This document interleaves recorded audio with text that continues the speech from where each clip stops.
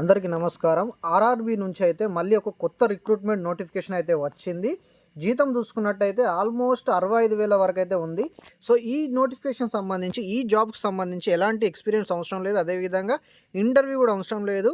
So, RRB నుంచి అయితే చాలామంది ఎక్స్‌పెక్ట్ చేస్తారు జాబ్స్ ఎలాంటివి వస్తాయంటే జస్ట్ వర్కర్ లాంటి జాబ్స్ వస్తాయని చాలామంది ఎక్స్‌పెక్ట్ చేస్తారు ఆర్ఆర్‌బీ అంటేనే. కాకపోతే ఈ నోటిఫికేషన్‌లో మాత్రం group B gazetted officer level జాబ్‌కి సంబంధించిన నోటిఫికేషన్ ఇది. చాలా మంచి నోటిఫికేషన్. సో, దీనికి సంబంధించి పూర్తి వివరాలైతే నేనైతే ఈ వీడియోలో చెప్తాను. కాబట్టి కంపల్సరీ స్కిప్ చేయకుండా చూడండి. అప్పుడైతేనే మీకు అర్థమవుతుంది. దీనికి సంబంధించి ఎడ్యుకేషన్ క్వాలిఫికేషన్ గానీ, అదే విధంగా దీనికి సంబంధించి ఎగ్జామ్ ప్యాటర్న్ గానీ, సిలబస్ గానీ ప్రతి ఒక్క దాని గురించి నేనైతే క్లియర్‌గా చెప్తాను. సో, వీడియోని ఎక్కడ కూడా స్కిప్ చేయకుండా వీడియోనైతే చూడండి.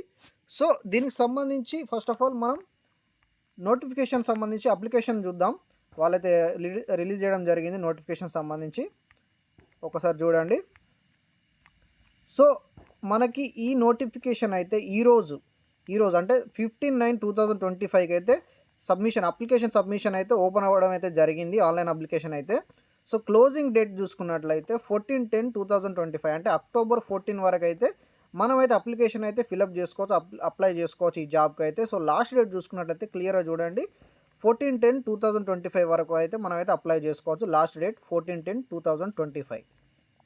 ఇంకా చూడండి, ఈ జాబ్ నేమ్ వచ్చేసి అంటే ఈ పోస్ట్ నేమ్ వచ్చేసి సెక్షన్ కంట్రోలర్ అనే పోస్ట్ నేమ్తోని వాళ్ళైతే రిలీజ్ చేయడం జరిగింది.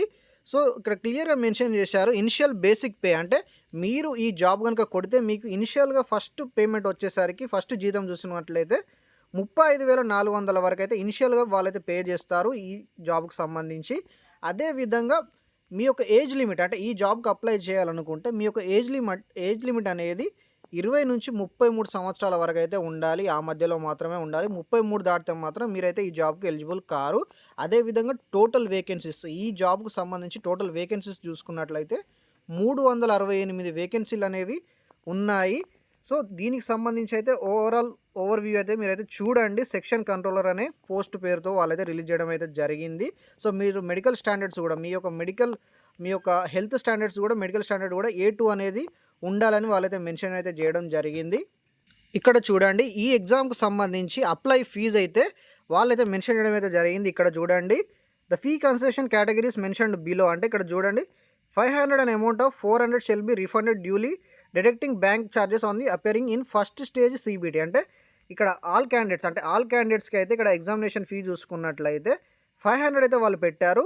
అదేవిధంగా ఇందులో ఇంకోటి ఏంటిదంటే మీరు ఎప్పుడైతే first stage CBT computer based exam అయితే మీరు ఎప్పుడైతే రాస్తారో మీ యొక్క 400 రూపీస్ అనేది మళ్ళీ మీ బ్యాంక్లోనే రిఫండ్ అవుతుంది. సో, మీరు ఇందులో పెట్టేది ఏంటంటే రూ. 100 100 రూపీస్ మాత్రమే మీరు ఈ ఎగ్జామ్ అప్లై ఫీజు అనేది పెడుతున్నారు. సో, 400 రూపీస్ అనేది మీరు ఎప్పుడైతే ఫస్ట్ స్టేజ్ CBT ఎగ్జామ్ రాస్తారో అప్పుడు మీకు రీఫండ్ అయిపోతుంది. అండ్ ఆల్సో ఇక్కడ ఇంకా క్లియర్‌గా మెన్షన్ చేశారు for female and transgender ex service man and also candidates belongs to SC, ST minorities వీళ్ళకైతే ఇందులో చూసుకున్నట్లయితే 250 అనేది వాళ్ళైతే అప్లికేషన్ ఫీ అయితే పెట్టారు. ఇందులో చూసుకున్నట్లయితే ఫస్ట్ స్టేజ్ CBT ఎగ్జామ్ రాసిన వెంటనే వాళ్ళకి 250 అనేది రిఫండ్ అయిపోతుంది. సో, జీరో అప్లికేషన్ ఫీ అనేది SC, ST and females transgender X service man వాళ్ళకైతే 250 అనేది పెట్టారు. ఆ 250 కూడా మీరు ఫస్ట్ స్టేజ్ ఎగ్జామ్ రాసిన వెంటనే మీ యొక్క 250 మీకు రిఫండ్ అయిపోతుంది బ్యాంక్లో. ఇక్కడ చూడండి, ఈ పోస్ట్కి సంబంధించి పారామీటర్స్ అయితే చూడండి. సో, పోస్ట్ నేమ్ వచ్చేసి section controller and basic pay చూసుకున్నట్లయితే మీరు జాబ్ కొట్టి జాయిన్ అయిన వెంటనే మీకు ఫస్ట్ మంత్లోనే 35,400 వరకు అయితే వాళ్ళైతే పే చేస్తారు. అదేవిధంగా మీ యొక్క మెడికల్ స్టేటస్ అనేది A2 లెవెల్లో ఉండాలి. అదేవిధంగా ఇందులో చూడండి, దీనికి సంబంధించి మినిమం ఎడ్యుకేషన్ క్వాలిఫికేషన్ అంటే ఈ జాబ్ మీరు అప్లై చేయాలనుకుంటే మీ యొక్క ఎడ్యుకేషన్ క్వాలిఫికేషన్ అనేది graduate degree from any recognised university or its equivalent అంటే మీరు ఎనీ డిగ్రీ అనేది చేసి ఉండాలి. లేకపోతే దీనికి సంబంధించి ఈక్వివాలెంట్ డిగ్రీ అనేది చేసి ఉండాలి. ఎనీ డిగ్రీ అనేది మీరైతే అప్లై చేసుకోవచ్చు. ఏ డిగ్రీ చేసినా పర్లేదు. సో, ఈ జాబ్కి సంబంధించి రిక్రూట్మెంట్ ప్రాసెస్ అయితే ఒకసారి చూడండి. మనకు చూసుకున్నట్లయితే ఫస్ట్ ఎగ్జామ్ చూసుకున్నట్లయితే single stage computer based test అనేది ఉంటుంది. CBT అనేది ఫస్ట్ పెడతారు. సో, నెక్స్ట్ చూసుకున్నట్లయితే కంప్యూటర్ బేస్డ్ యాప్టిట్యూడ్ టెస్ట్ ఉంటుంది. దాని తర్వాత 2 ఎగ్జామ్స్ క్వాలిఫై అయ్యాక మీ యొక్క డాక్యుమెంట్ వెరిఫికేషన్ ఉంటుంది. అదేవిధంగా దాని తర్వాత మెడికల్ ఎగ్జామినేషన్ అనేది ఉంటుంది. సో, ఈ విధంగా అనేది మీ యొక్క ఈ జాబ్కి సంబంధించి రిక్రూట్మెంట్ ప్రాసెస్ అయితే ఉంటుంది. సో, కంప్యూటర్ బేస్డ్ టెస్ట్కి చూసుకున్నట్లయితే టోటల్ డ్యూరేషన్ 2 అవర్స్ ఉంటుంది. టోటల్ 100 క్వశ్చన్స్ ఉంటాయి. అదేవిధంగా 3 రాంగ్ చేస్తే మీరు 1 మార్క్ అనేది డిడక్ట్ అయిపోతుంది. సో, నెగిటివ్ మార్క్స్ కూడా ఉన్నాయి. సో ఎగ్జామ్కి సంబంధించి సిలబస్ కూడా వాళ్ళైతే మెన్షన్ అయితే చేయడం జరిగింది. Syllabus for CBT computer based test, analytical and mathematical capability ఇందులో ఉంటుంది. చూడండి, ప్రతి ఒక్కటి నేను చూపెడుతున్నాను, మీరైతే క్లారిటీగా చూడండి. స్క్రీన్లో సిలబస్ అనేది చూపెడుతున్నాను. అండ్ అదేవిధంగా లాజికల్ క్యాపబిలిటీ, ఇందులో సబ్ డివిజన్స్ కూడా ఉన్నాయి, దానికి సంబంధించి టాపిక్స్ కూడా ఉన్నాయి, మీరైతే క్లియర్గా చూడండి. And also mental reasoning, so mental reasoning అనే సబ్జెక్ట్ కూడా ఉంది, దానికి సంబంధించి కింద టాపిక్స్ కూడా ఉన్నాయి, మీరైతే చూడండి, ప్రిపరేషన్ కూడా అవ్వండి. ఇక్కడ చూడండి, ఎగ్జామ్కి సంబంధించి ఏ సబ్జెక్ట్లో ఎన్ని మార్క్స్ అనేది వాళ్ళు కేటాయించారు అనేది ఇక్కడైతే మనకైతే వాళ్ళు మెన్షన్ అయితే చేయడం జరిగింది. టోటల్ 120 మినిట్స్ అనేది ఉంటుంది, 2 అవర్స్ అనే ఎగ్జామ్ ఉంటుంది. అనలిటికల్ అండ్ మ్యాథమెటికల్ క్యాపబిలిటీలో వీళ్ళైతే 60 క్వశ్చన్స్ అయితే మెన్షన్ చేశారు. అదేవిధంగా లాజికల్ క్యాపబిలిటీలో 20 క్వశ్చన్స్ ఉంటాయి. అదేవిధంగా మెంటల్ రీజనింగ్లో 20 క్వశ్చన్స్ ఉంటాయి. టోటల్ 100 క్వశ్చన్స్ అనేది ఉంటాయని వీళ్ళైతే సబ్జెక్ట్ వైజ్గా అయితే మెన్షన్ అయితే చేయడం జరిగింది. సో ఇక్కడ ఎలా అప్లై చేయాలి అనే దాన్ని బట్టి వాళ్ళు కూడా మెన్షన్ అయితే చేయడం జరిగింది, ఎలా అప్లై చేయాలో. సో మీరైతే క్లియర్గా చూడండి. ఒకవేళ మీకు ఇది ప్రాసెస్ అనేది టఫ్గా అనిపిస్తే మీరైతే మీ సేవకు కానీ మీ దగ్గరలో ఉన్న ఇంటర్నెట్ సెంటర్లో అప్లై అయితే చేసుకోవచ్చు. ఈ పోస్ట్కి అప్లై చేయాలనుకుంటే మన దగ్గర ఏమేమి డాక్యుమెంట్స్ ఉండాలనేది ఇక్కడైతే నేను చూపెడుతున్నాను, ఒకసారి అయితే చూడండి. Mandatory scanner documents to kept ready for uploading during the online application అని ఇక్కడైతే వాళ్ళైతే మెన్షన్ చేయడం జరిగింది. క్యాండిడేట్ సిగ్నేచర్ అనేది వాళ్ళైతే JPG లేదా JPEG ఫార్మాట్లో వాళ్ళైతే అప్లోడ్ చేసుకుంటారు. సో SC ST సర్టిఫికేట్ అనేది కంపల్సరీ ఉండాలి మీరు అప్లై చేసే టైంలో.